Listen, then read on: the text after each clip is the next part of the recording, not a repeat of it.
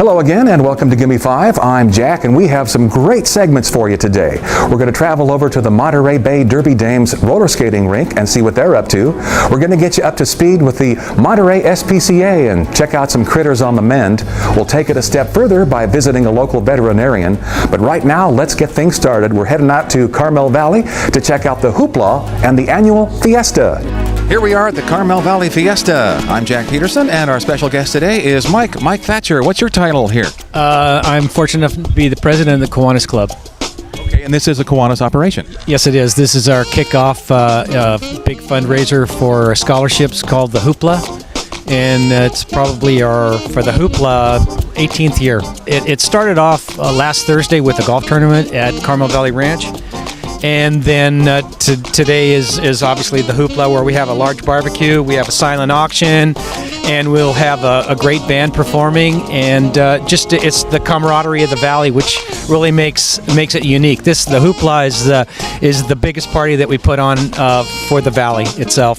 And then tomorrow we've got the pancake breakfast that the volunteers put on, and then there's music, entertainment, vendors at the park all day Saturday, and then we repeat the process. Oh, there's also a great car show on Saturday, and then Sunday we have a large dog show, and then music, entertainment again all day Sunday, and with the big raffle drawing at the end of the festivities around 5 o'clock on Sunday.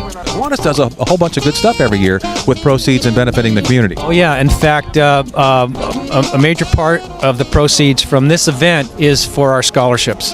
Last year we gave away $15,500 in scholarships, and we also, the whole Fiesta raises in the neighborhood of $36,000 that we in turn give back to the community, and it's just a blast. We really enjoy doing this. And I've been here just a few minutes and I'm having fun. Well, and it gets better. We've got John Michael about to do Sinatra. He's awesome. And until we serve food, and then the band starts playing. Well, all I can say is if you missed it this year, there's always next year. You bet. It's always the first weekend in August. All right. And if somebody wants to find out more information, where would they find it? We have carmelvalleykiwanis.org as a website, and they can look us up. Okay. In fact, I'll put it right on the screen right here below us. Awesome. Thank you very much. Mike Thatcher, thanks for your time. Thank you. A big thank you to Mike Thatcher and the Carmel Valley Kiwanis for that. Right now, grab your helmets, grab your skates. We're heading on out to the Monterey Bay Derby Dames to meet some names like Lexi Lucifer, Ozzy O Ferocious, and Semper Feisty. Our list of skaters just keeps rolling and rolling, and I really like this name. Let's say hello to White Trash Barbie. Hi there. Hi, how's it going? Great. How did you come up with this name? It's my real name. White Trash? Yeah. No, I collect Barbies and hot rods and motorcycles and guns, so it just kind of all fit together. About 4.5 years ago, I read an ad in the Good Times in Santa Cruz, and they were starting a league, and I thought about it and signed up. And here I am, 4 years later. It's just a lot of fun. It really encourages you to kind of step outside your box, and it's different than anything I've ever done. I'm not a natural athlete, but apparently I have a lot of rage built up, so it just fits. And does that help to have that element of rage? It does. It does a lot. Sometimes I come to practice and I'm calm and happy, and I get out there and I start getting pounded on, and I'm like, hey, wait a minute. So it's nice to, come in with all the stress from work and life and take it out on somebody else. I was going to say, you do take a pounding out here, but you also have the opportunity to deliver a pounding. Indeed, and it's a lot of fun. The next bout's going to be good. We've got 2 more skaters that we just added to our roster, so we've got 2 new girls coming up. We do that through the season. We bring new girls in, so it's always a good time, and it's always fun, and it's always different. So buy tickets. We could probably find out more on your website. Yep. Website is montereybayderbydames.org, and we're also on Facebook. If it looks like fun, go to our website and look up recruiting, because we always need skaters, refs, NSOs, and volunteers. Does that come with free medical service? No, not by a long shot, but it sure is fun. So there would probably be some prerequisites. What do you look for if you look for a new recruit? As far as a skater, we have boot camps that we put people through. So you buy your gear and come in, and we'll teach you what you need to know to play derby. So we don't expect anybody to come in knowing how to skate. Refs and NSOs, same deal. We'll teach you what we need you to know, and if you don't want to put on skates and you want to come and sell t-shirts or work concessions or hang out, we'll find something for you to do. Our next skater in line is Rockosaurus Rex. Hello, Rockosaurus. Tell us, how did you come up with this name? Well, it was an interesting story, actually. When I was going through fresh meat period, I wanted to call myself actually Baltosaurus Rex. A student of mine created that. Unfortunately, it was too close to another name, so then my pug actually passed away, my first dog I've ever had, and his name was Rocky. So then I combined the Rockosaurus Rex with my dog, so it's in memory of him. Tell us, how did you get involved with this sport? Why are you here? Well, as a kid, I was a figure skater on roller skates at Del Monte Gardens. I grew up around here, this area, and then all of a sudden I stopped when I was around 12, so I've always had skating in my background. And then I came to find out that one of the team members actually worked at my school, and I got in touch with her, and then she's all, why don't you come back to skating? And lo and behold, I came back, and I absolutely fell in love with it. And you're here, and you've been here ever since? Yep, I've been here ever since. When you're out there skating, when you're in the bout, when you're doing the jam, what's going through your mind? Just the game, the everything, the strategy, the game, the hits, the teammates, everything's going in my head, and I'm just ready to go and rock it. The psychology of what's going through your mind while you're in the bout. Oh, it's just a range of emotions. You know, you're having to completely change from offense to defense, and you're completely watching the game, and you're going, and the game switches on you, so you just completely have to be aware of all the situations that are occurring in the bout, and just a lot of adrenaline, because out of the blue someone's going to come and hit you and knock you down without even blinking an eye for a second. So it's just amazing. What would you tell someone who has never seen this before? What would you tell them to come down and see this? To come for a world of an excitement, to go, it's just highs and lows and ins and outs, and it's just a huge, just fun game to watch everyone come together and just help your teammates and help yourself, and just a really power sport, and just a bunch of women on the track and having a great time. You can't go wrong, really. Just come on down. Everyone should just get an opportunity to just watch this sport. I mean, it's a real sport. People think that it goes back to the 1960s where it's all staged, but no, it takes athleticism and support from your teammates, and just completely just a great time to have with a bunch of people. So I always suggest everyone come on down for it. It's just a great time. I began with roller derby mostly because my husband saw a flyer for roller derby in a neighboring city. He thought it'd be something I'd be interested in going to watch and not participate in. He didn't realize how I would be hooked and I wouldn't just want to watch. So when I found out about the Monterey Bay Derby Dames, I contacted them, I started, and I've been hooked. And the reason why I think I was really interested in, it's a form of exercise that you don't realize you're really exercising at. I get to skate for 3 hours, not even understanding that I'm exercising. And it's a fun form. Do you have children, and what do they think about you in this sport? I do have children. I have 4 children. I have a 10-year-old, 9-year-old, 6-year-old, and 4-year-old. They think it's awesome. My daughter is the 6-year-old. She got a pair of skates last year for her 5th birthday, and she wants to know when she can actually start bouting with me. Sadly, that probably will never happen, being I'm a few years older than she is, so we won't ever be on the track together. They think it's fantastic. My husband is completely supportive. He works on our sound system during our bouts. They are just wonderful. My children think it's fantastic. And I think it's empowering to my children to see that mommy has a life outside of home, and that it is a sport that I love, and it's just a healthy thing to do. Yeah, it takes a lot of physicality to get out here and do what you're doing. It absolutely does. It's a lot more than you actually think. Right now, thankfully, I'm outside missing what's going on outside, which is off skates workout that we do. So a lot of cardio, a lot of ankle strengthening, a lot of abdominal workouts. We do a lot of off skate things to make sure that we are able to participate in our bout and be healthy at it and continue to go and go and have a good time. That's the name of the game. Fun, that is the name of the game, absolutely. So what about strategy during the game? Is there a strategy? There absolutely is strategy, and it really depends on our opponent and who we're actually playing with. I have to say, at our last bout, there were a group of girls that hadn't really skated together before, so we all had basic strategy down. But when you're working with our travel team, we work on a deeper level of strategy, I'd have to say, because we work together longer periods of time. So there is definite strategy, and really, as I'm saying, it's fun. I'm a competitive individual. That is another reason why I was drawn to this sport, because it is competitive and I want to win. So that is one thing, is to work on strategy as to how you can win and score the most points. Excellent. And how long is your future in this? Where do you see yourself going? Well, being I'll be 40 in October, I don't know that I have a long future as some of the gals who've just turned 20 or 21. I will go as long as my body lets me, and I hope that that's a really long time, because it is just a great group of people to be around. Aside from the actual sport, it definitely is a team sport, and there's a camaraderie here that I really didn't anticipate.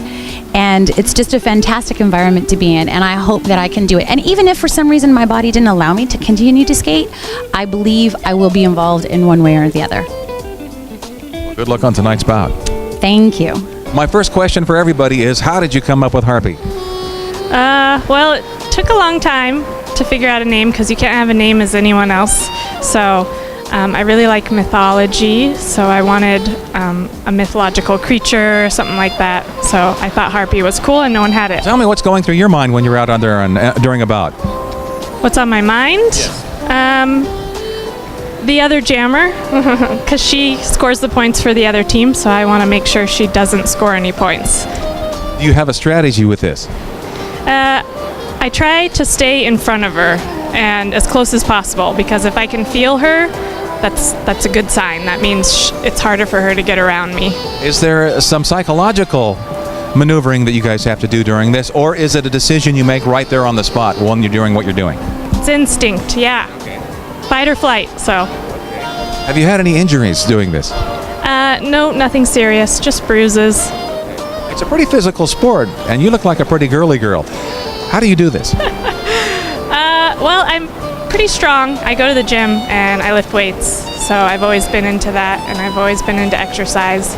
And that's the best way to not get injured, is to stay fit. It's an awesome sport. It's women getting physical. It's super empowering for women, and I think people need to know more about it to get interested in it, because it's definitely different than back in the day, because I know Derby was on television, and it's become more of a sport now than about the entertainment, so it's exciting. You should get into it. Thank you, Heartless Harpy. Gimme 5 continues as we travel out to the Monterey County SPCA. They're the people you call when you come across a sick or injured animal. And now we'll check in with Jessica Shipman. I work for the SPCA Wildlife Center. We are a complete nonprofit. We're not affiliated with any other SPCAs. So all our money comes from the community here on the peninsula in Monterey County. We rehabilitate and release wildlife. So that means we get in injured, orphaned, sick wildlife. We rehabilitate them, make them better, and then we release them back into the wild. It's really important to get them back out to where they came from. We also do exotic pets up here. So we are part of the SPCA, the Humane Society. So we have reptiles, birds, things like that for adoption as well. So we are the only full-service Humane Society for Monterey County. So with any injured orphaned wildlife that is in Monterey County, call us and they come to us. All right, well, let's take a look around. We'll show you some animals, show you the place. Hi, I'm Evan Tyler. I am a wildlife rescue and rehabilitation technician at the SPCA of Monterey County. We are going to tube feed a baby fox squirrel in a moment. A concerned animal lover in Salinas noticed that her cat had caught this baby squirrel, and she immediately rescued it and brought it to us like she should, because we're the place to come to if you discover any sick, injured, or orphaned animals of any variety. Because this fox squirrel was cat caught, it has to have antibiotics. And that is a general rule, because cats, their claws, their mouths tend to have particularly virulent pathogens. We rehabilitate all animals on or above the ocean and on land. So if you do come across an injured animal, you should definitely give us a call. Even if you don't know if it's injured or not, we can talk you through that. And we're always happy to come out and take a look. We're on call 24 hours as well. So this little squirrel came to us quite dehydrated, and it was given fluids, and it was immediately put on antibiotics. This is its intake sheet. This sheet tells us everything We need to know if someone comes in and is a wildlife rehabilitator and they don't know anything, they've never seen this animal before, they can pick this up, look at it, and if no one's around to help the animal at the moment, they can discern what to do next.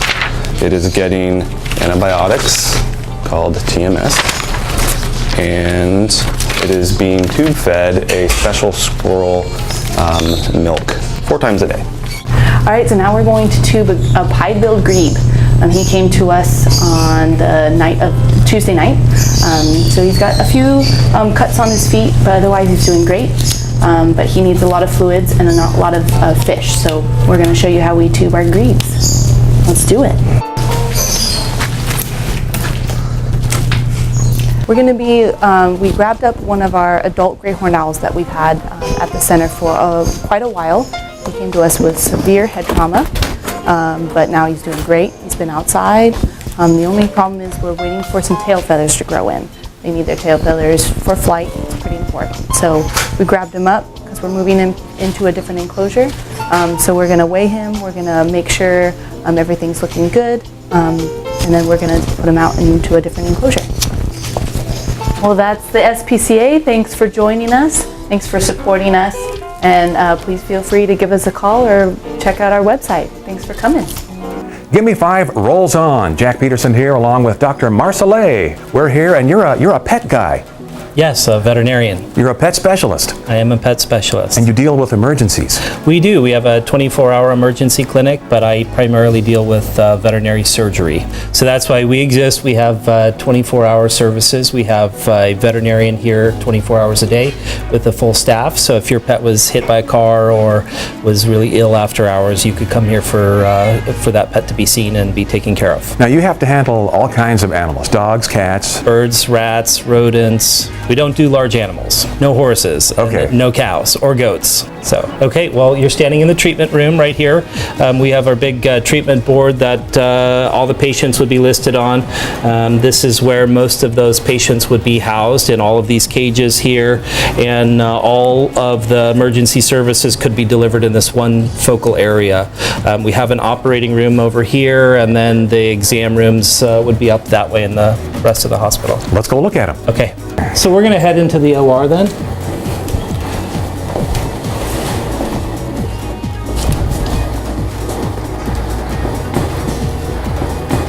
This is the operating room. The patient would be here on the table. We have an anesthesia machine just at the front of the table, and that's where the pet would be asleep from the gases they breathe during the procedure. Over to the left here we have a minimally invasive surgery tower. So for minimally invasive surgery, like putting a small camera into a joint or the abdomen for a biopsy or a procedure. This is a fluoroscopy unit.